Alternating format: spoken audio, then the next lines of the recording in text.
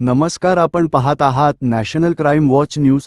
पुढील घटना पुणे आणि पिंपरी चिंचवड परिसरात घडलेल्या विषारी दारू प्रकरणाने संपूर्ण महाराष्ट्र हादरला आहे।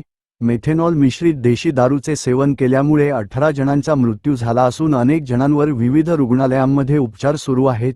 या दुर्दैवी घटनेनंतर पोलीस, राज्य उत्पादन शुल्क विभाग आणि इतर यंत्रणांनी मोठ्या प्रमाणावर तपास मोहीम सुरू केली आहे।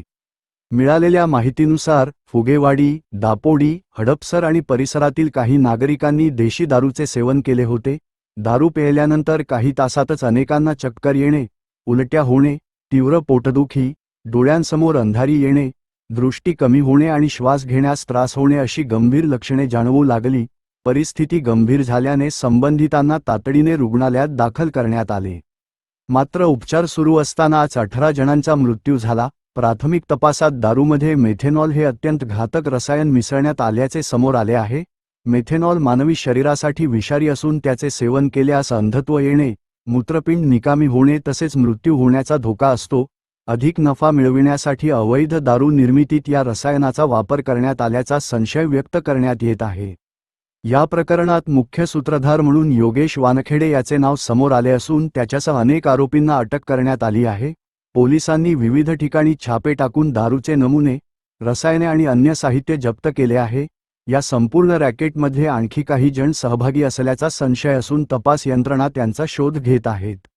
मृतांमध्ये पांडुरंग सखाराम फुगे 53, अकबर अजिमखान पठाण 48, राजेश शांताराम राजपूत 50, आनंद पांडेराव देसाई 53, आनंद काशीनाथ निकळजे 64, भीमण्णा बसण्णा नगराळ 27, अक्षय अशोक आवसारमल 28, सचिन रामचंद्र नेटके 36, सुरप्पा माणप्पा बंगारी 55 आणि राजू प्रकाश राठोड 34 यांचा समावेश आहे।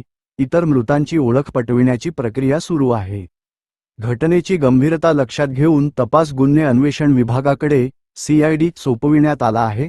अवैध दारू निर्मिती, पुरवठा आणि विक्री साखळीचा शोध घेण्यासाठी विशेष पथके नियुक्त करण्यात आली आहेत। राज्य उत्पादन शुल्क विभागानेही राज्यभरातील संशयित दारू अड्ड्यांवर धाडी टाकण्यास सुरुवात केली आहे। मुख्यमंत्री देवेंद्र फडणवीस यांनी या घटनेची गंभीर दखल घेत दोषींवर कठोर कारवाई करण्याचे आदेश दिले आहेत। तसेच अशा प्रकारच्या घटना पुन्हा घडू नयेत यासाठी अवैध दारू व्यवसायाविरुद्ध व्यापक मोहीम राबविण्याच्या सूचना प्रशासनाला देण्यात आल्या आहेत। या दुर्घटनेमुळे अनेक कुटुंबांवर दुःखाचा डोंगर कोसळला आहे।